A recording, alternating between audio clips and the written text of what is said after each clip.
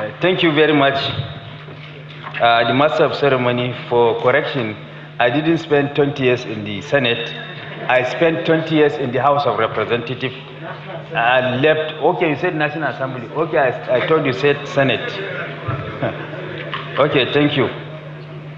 Well, as alluded to by the Master of Ceremony, I'm representing the President of the Senate, who is unavoidably absent for exigencies of office, and he has a prepared speech for me to read. But before I read the speech of the Senate President, to which I am supposed to strictly adhere to, as a lawmaker and a lawyer, I want to state that what we are doing today is apt and germane, especially against the backdrop of the agitations from all nooks and crannies of society for reform of our Electoral Act to make it autochthonous, a replica of the yearnings and aspirations of the citizenry, and also to bring it in tandem with international best practices. That is the main reasoning behind our gathering today. And the National Assembly, as a representative of the people, we will always listen to the people and ensure that whatever laws we come up with at the end of the day is a reflection of the yearnings and aspirations of the people, and that is why there is a need for public hearing to hear the people before we embark upon this legislative process, and that is what brought us here today. Now for the goodwill message of the Senate President. The goodwill message is titled, "The Courage to Reform, Renewing the Soul of Our Democracy." Goodwill message by the President of the Senate, His Excellency Distinguished Senator Godswill Obot Akpabio, GCON, at the one-day public hearing on electoral reform, organized by the Joint Committee on Electoral Matters in collaboration with the Policy and Legal Advocacy Center, FLAC, Conference Room 231, National Assembly Complex, Abuja, Monday, 13th October 2025. The Speaker of the House of Representatives, ably represented by my colleague, the Leader of the House, Professor Julius Ewavere, the Chairman of the Senate Committee on Electoral Matters, who was a former Speaker of Plateau State House of Assembly, former Governor of Plateau State, former Minister of Labor and Productivity. I hope I will follow your footsteps. And now, Senator representing Plateau and the Chairman Committee on Electoral Matters, and my brother, the Chairman Senate Committee, House Committee on Electoral Matters, and distinguished senators here present, more particularly former leader of the Senate and former Federal Permanent Secretary, a very distinguished and well-experienced and vast legislator. You are welcome. And members of the House of Representatives, I will single out the Chairman of Committee on Judiciary, Senior Advocate of Nigeria, for recognition. You know, we lawyers, we give a lot of prominence to senior advocates. Whenever senior advocates are around, we bow and tremble for them. So I most particularly recognize your presence among the senators here present, Senior Advocate of Nigeria. Then our colleagues in the House of Representatives, the coordinator of FLAC, international partners, the representative of the INEC, acting INEC chairman, and other distinguished guests, ladies and gentlemen. It gives me a great pleasure to stand before this distinguished gathering at a moment of uncommon significance in our democratic journey. Today, we are not merely discussing a law. We are shaping the moral compass of our republic. I wish to commend in the highest terms the Joint Committee on Electoral Matters of the 10th National Assembly and our partners from the Policy and Legal Advocacy Center PLAG for their foresight and patriotism in convening this public hearing.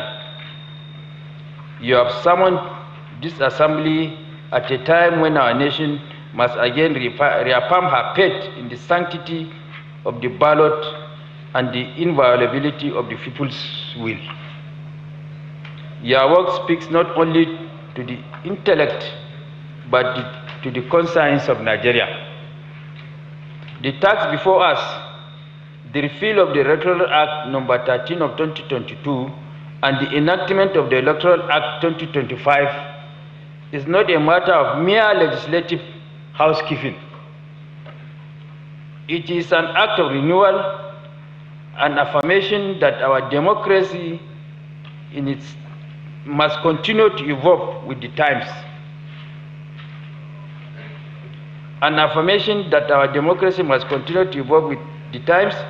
Every generation of Nigerians must, in its turn, polish the mirror of democracy so that it reflects the truth of its age and the hope of its people. That is why Udo Udoma, of blessed memory, a Supreme Court justice, in one of his judgment, very cerebral judgment, stated that laws are supposed to be organic. They are not supposed to be static. They are supposed to change with the changing nature of society. And that is what exactly the Senate President is saying in his speech. Every generation of Nigerians must in its turn polish the mirror of democracy so that it reflects the truth of its age and the hope of its people. Laws like nations must adopt or they decay. The Electoral Act of 2022 served a noble purpose, but experience has taught us that perfection is a pursuit, not a possession. The law we make today must correct the weakness of yesterday and prepare the ground for the victories of tomorrow. Electoral reform is not just a technical exercise. It is the lifeblood of democracy. It ensures that leadership is born of legitimacy and that power flows from the people, not from privilege. A nation's greatness is not measured by the noise of its elections, but by the credibility of their outcome. When citizens believe that their votes count, they invest faith in the republic. When they doubt it, the soul of democracy begins to fade. Our duty as legislators is therefore to build a system where every Nigerian, from Sokoto to Calabar, from Yenagoa to Kano, and from Maiduguri to Port Harcourt. They didn't write Maiduguri here, but I decided to mention Maiduguri. From Maiduguri to Port Harcourt.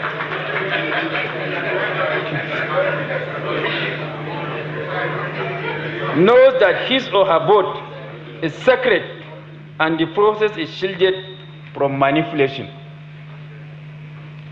The legislature occupies a sacred place in this endeavor.